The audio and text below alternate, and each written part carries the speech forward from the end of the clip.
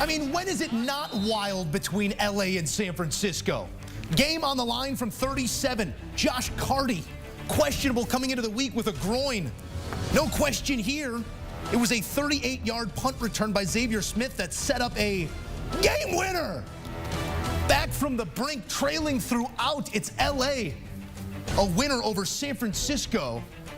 You'd see some yakety sacks on a final play by the Niners, but it would not be a 3-point winner for the Rams. Ryan Wilson, this game, this sport, it never ceases to give us something amazing. And this was an amazing final 5 minutes by the Los Angeles Rams, who really never said uncle in this matchup.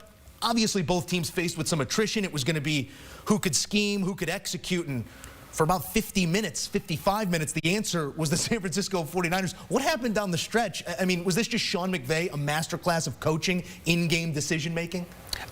Maybe, right? This is one of his biggest wins outside of the Super Bowl, I feel like, given how down they've been in terms of guys being healthy. But you talked about the punt return to get to the 50. The very next play, a 25-yard pass interference. And after that was a wrap to set up that Carty field goal. But you also said something very interesting coming into today, Joe. And you said this is, how did you describe Brock Purdy? What was the importance of it? This is a bag game. This is a contract game. You could walk to John Lynch with this tape and say, look what I did. He ain't why they lost. With nobody around. And that's another point. We'll go that direction because Brock Purdy did everything in his power. I mean, can't convert a couple at the end of this game, but without all of those weapons around him, it still looked like it did. The numbers still getting to where they should be. This was impressive stuff again from Purdy.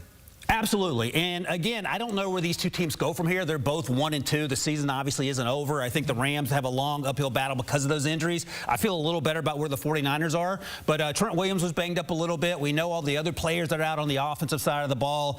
And, oh, by the way, the Seahawks, who we just talked about, are atop the division at 3-0, one of the best teams in the NFL. But I think Brock Purdy availed himself as well as he could have. 22 of 30, 292, no interceptions, 3 touchdowns, and for 59-55, played well enough to win that football game. Will there be some questions that have to be answered? Yeah, but I think hats off to the way the Rams held in there, the way Kyron Williams played, and Matthew Stafford being one of the toughest people on planet Earth, doing the things he was able to do, and the Rams defense holding on long enough, bending but not breaking, and allow them that opportunity, and obviously the special teams at the end there. It will become a footnote to a loss here, but Purdy playing fantastic in this game, 22 of 30 for 292, 3 touchdowns, no interceptions, and a lot of that production eaten up by Juwan Jennings. Had himself a game here, a $175 receiving on 11 grabs, 3 touchdowns. I just got this text from my wife. She said, did you and I coordinate before? I saw you walking in the hall. I said, we might have an issue with the... One has better hair. The orange, let's leave it at that. The orange and the blue.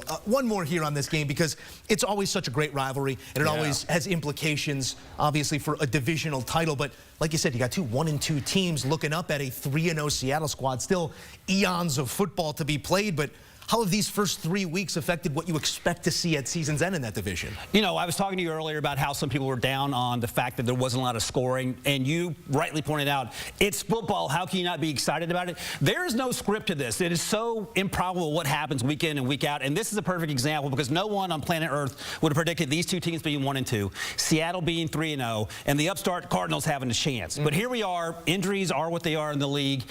Neither team is out of it. It's just a matter of how quickly, and sort of the Tua Tagovailoa conversation in Miami, how quickly can you get these guys back healthy so you can compete? Because these are two of the greatest minds in the NFL right now, but you can't win without players unless you play one another, apparently. Well, in that building, oftentimes, Northern California takes over Southern California. On this night, it's LA with something to say. They get it done with 2 seconds on the clock.